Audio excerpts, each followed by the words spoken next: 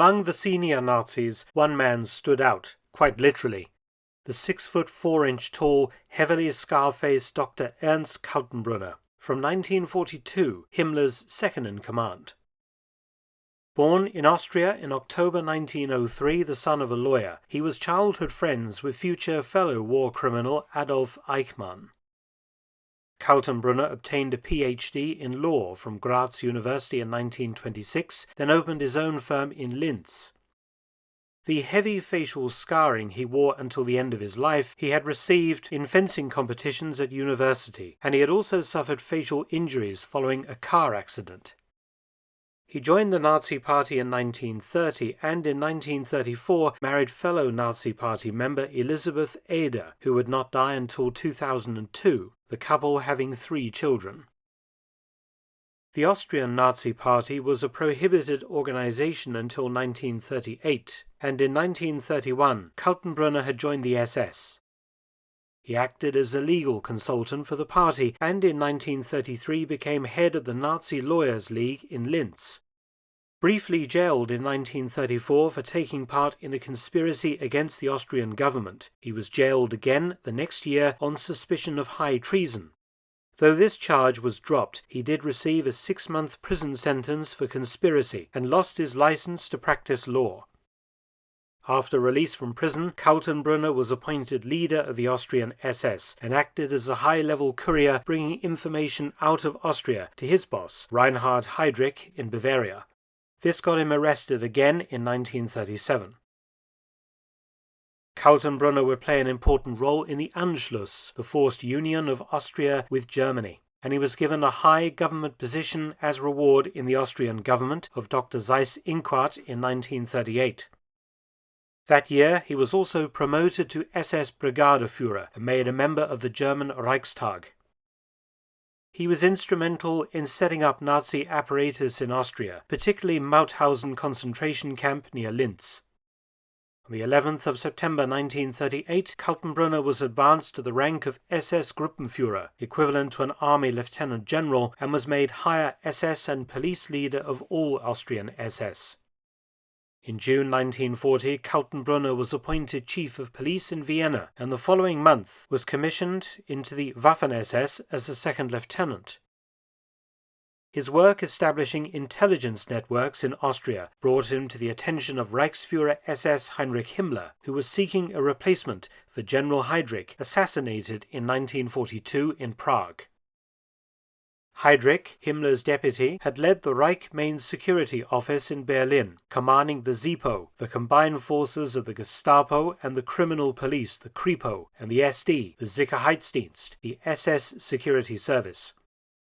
Kaltenbrunner was appointed to replace Heydrich in June 1942 and promoted by Himmler to SS Obergruppenführer and General of Police in June 1943. Interestingly, another important office that Kaltenbrunner inherited from Heydrich was as president of the International Criminal Police Commission, today's Interpol. Kaltenbrunner was efficient in tightening the grip of the SS state over Germany, as Germany began to lose the war and was subjected to very heavy Allied bombing.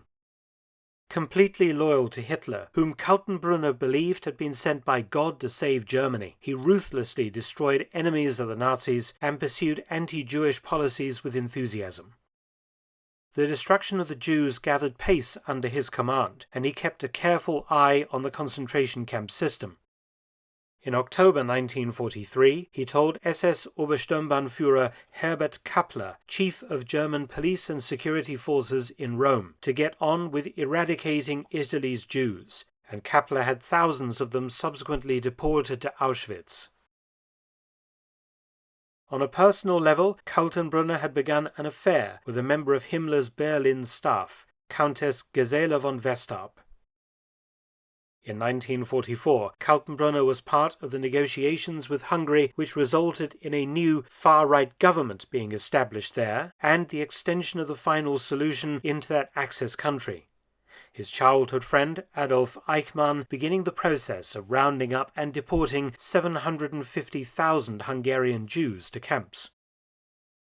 His most high-profile late-war job was heading the investigation into the assassination attempt on Hitler that had occurred at the Wolf's Lair on the 20th of July 1944.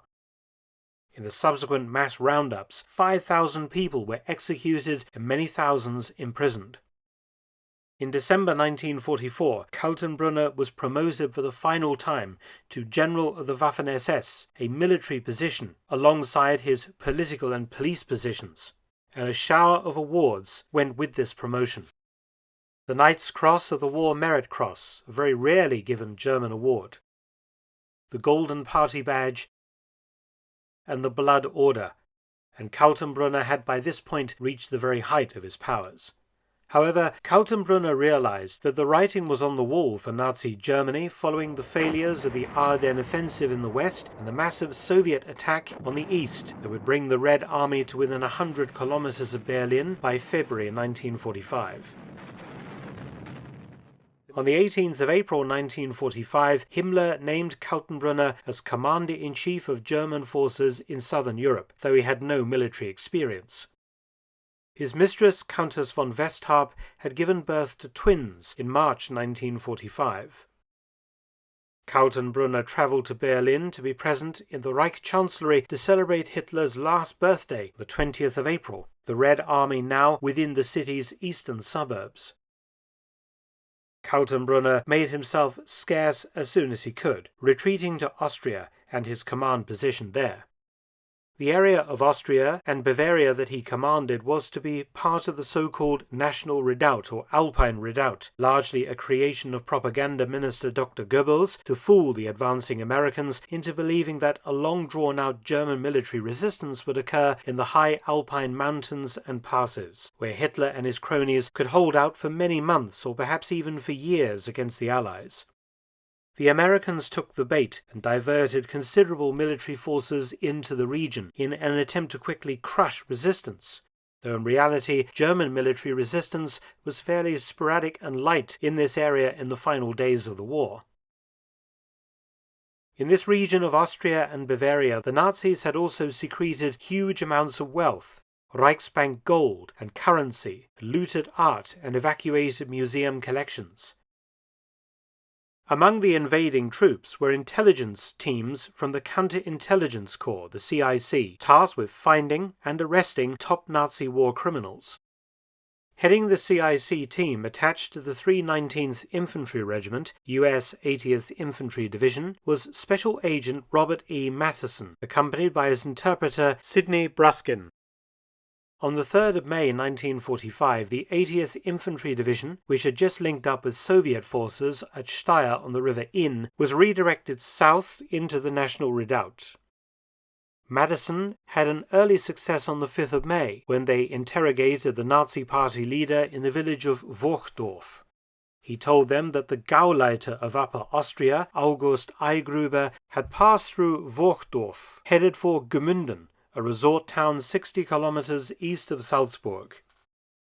It was outside Madison's area of responsibility, but he pursued the lead, a Gauleiter being a significant prize.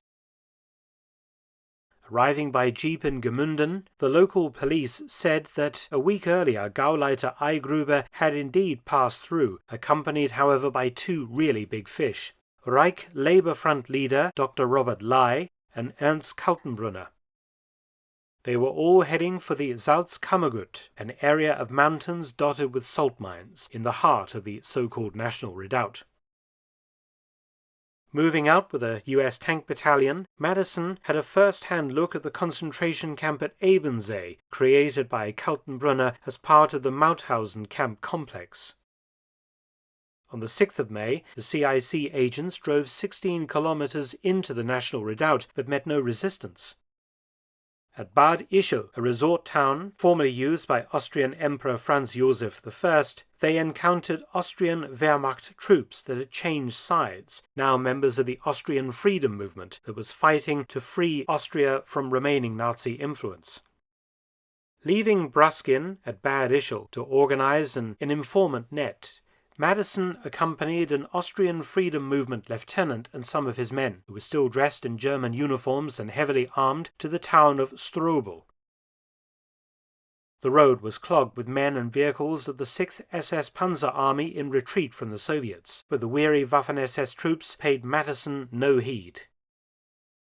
Questioning the mayor of Strobel, it looked as though Madison had his quarry, for the mayor said that Kaltenbrunner's party had been staying at a villa on the outskirts of town. Moving to the estate in 2 cars, Madison and the Austrian troops walked up to the front door, noting several German military types in civilian clothes who followed them discreetly at a distance but did not try to stop them. The door was opened by a blonde woman in her late 30s, Frau Kaltenbrunner. Her 3 children were with her. However, of Kaltenbrunner himself there was no sign. Madison placed Elisabeth Kaltenbrunner under arrest and warned her bodyguards, those men in civilian clothes, that U.S. troops would arrive shortly. Frau Kaltenbrunner and the children were piled into a car, and the chief bodyguard explained that they had been ordered by Kaltenbrunner to safeguard his family. However, he had heard on the radio the American order to all Austrians to turn in their weapons to local mayor's offices, and he had complied. Madison noted that these SS men clearly had no intention of resisting his attempts to take Frau Kaltenbrunner into custody. In the meantime, Sid Bruskin at Bad Ischl had established that the centre of the National Redoubt was the town of Alt-Aussee, nestled 30 kilometers south of Madison's Point in the Todesgebirge, or Dead Mountains. Madison's party drove Frau Kaltenbrunner to the 80th Infantry Division headquarters. Frau Kaltenbrunner admitted that her husband had been at the villa at Strobel on the 3rd of May and had held a meeting at the house attended by many senior Nazis, including Gauleiter Rainer of Salzburg, the RSHA Foreign Intelligence chiefs Wilhelm Wanczek and Wilhelm Höttl, SS Oberführer Mühlmann, SS Obersturmbannführer Otto Skorzeny, Hitler's famed commando leader and a personal friend of Kaltenbrunner's. On the 8th of May, VE Day, the 80th Infantry Division put together a task force to make its way to Alt-Aussee, consisting of a company of infantry and some Sherman tanks under the command of Major Ralph Pearson. The war may have ended in Europe, but it looked likely that German resistance would continue in the heart of the National Redoubt. Driving over the Purchen Pass, the scenery was splendid: spring meadows and huge snow-capped mountains. Reaching Bad Aussee, the column stopped for a rest. Moving on from Bad Aussee, the road climbed higher and higher into the mountains until 4 kilometers on they arrived at Alt-Aussee, the last major settlement before the Todesgebirge or Dead Mountains. The town sat beside a beautiful alpine lake with towering peaks beyond. The town contained the summer homes of several prominent Nazis, Gauleiters Henlein, Jung, and Eigruber. Local rumours said that Kaltenbrunner, along with other wanted Nazis, had taken refuge in high mountain huts in the Todesgebirge. But it took quite a time for Madison to pinpoint exactly where Kaltenbrunner was most likely hiding out. One thing that came to light was an RSHA radio transmitting station at the Villa Kerry on the outskirts of the town. It was Kaltenbrunner's only remaining method of communication with other Nazi groups in the region, and the CIC men soon seized this and shut it down. Madison located 2 important persons closely associated with Kaltenbrunner: his mistress, Countess Gisela von Westarp, and the wife of his adjutant, Arthur Stadler. They and others mentioned that Kaltenbrunner was with Stadler and 2 other SS men. Before the US column had reached Alt-Aussee, Kaltenbrunner's group had literally taken to the hills dressed in civilian clothes and well armed. On the 11th of May, Madison finally established where Kaltenbrunner was supposedly hiding: a mountain hut called the Wildensee-Hütte atop the Todesgebirge. Getting there would require a heavy climb of at least 5 hours, led by 4 Austrian mountain guides, all of them former German Army mountain troops. Major Pearson insisted that the CIC detachment be accompanied by a squad of US infantry in case Kaltenbrunner and his party resisted arrest. Madison was given command over the soldiers. He carried with him a note from Countess von Westarp to Kaltenbrunner, explaining the situation and telling him he would be safe in US custody. At 11:30 p.m. on the 11th of May, the team assembled for a final briefing, and at midnight the long hike began. Heavy snowslides covered the route, and trees had been swept down. It was an arduous climb, and 3 of the soldiers were left behind due to injuries received during the hike. At 5 a.m., just before dawn, the team reached the snow-covered pass and could see the Wildensee-Hütte. The land around it provided little cover, making any kind of approach to the hut difficult without being seen, but the hut itself looked deserted. No smoke came from its chimney, and no movement could be seen, all the shutters firmly locked. Had Kaltenbrunner moved on? Leaving the guides and the remaining troops behind a snow ridge 300 yards from the cabin, Madison alone crossed to it via the cabin's blind side. He knocked on the front door, and then tried it. It was locked. Then came the sound of a man groaning inside, and Madison hammered on a window shutter. The shutter was opened, and a rough-looking man aged about 35 asked what he wanted. He asked in German to come in, but the man refused, and Madison instead handed him Countess von Westharp's note. The man read it and said that he didn't know these people. Madison glanced over his shoulder and saw the 4 Austrian guides, rifles slung over their shoulders, casually walking up towards the hut. The man in the hut panicked and quickly crossed the room and picked up a pistol, and Madison retreated to the side of the building. The U.S. infantry, now down to 8 men, also moved up and formed a semicircle before the hut, weapons ready. Madison and the others called for the men inside the hut to surrender. For 10 minutes this went on and nothing happened, but eventually the door opened and the 4 men came up with their hands held high. Among them the tall, unmistakable figure of Ernst Kaltenbrunner. Inside the hut, the Allied troops found 4 Mauser rifles, 4 pistols, a large quantity of ammunition, 2 MP-40 machine pistols and an MG-42 machine gun. There was also a large quantity of counterfeit US dollars and British pounds. In the fire pit, they found various interesting items, including Kaltenbrunner's identity card as chief of the RSHA and his metal dog tags. However, all 4 men refused to admit their identities.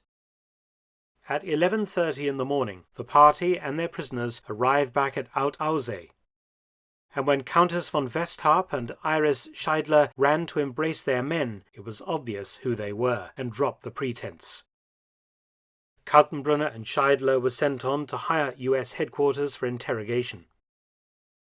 Sent to London in July 1945, he was given the 3rd-degree treatment at the notorious MI5-run London cage, but this treatment actually caused him to clamp up and refuse to cooperate at all with his interrogators. Following this, he was flown to Nuremberg for trial alongside 20 other senior Nazis. With Himmler by now dead in British custody, Kaltenbrunner was the most senior surviving SS official, and the other defendants gave him the cold shoulder, beginning the process of trying to blame all of the excesses of the Nazi regime on Himmler and his acolytes, to distance themselves from their own culpability. At the end of the trial, Kaltenbrunner was found guilty of war crimes and crimes against humanity. He was hanged on the 15th of October 1946, and his body cremated and its ashes thrown into a river. Many thanks for watching. Please subscribe and share, and also visit my audiobook channel, War Stories with Mark Felton. You can also help to support both of my channels at PayPal and Patreon. Details in the description box below.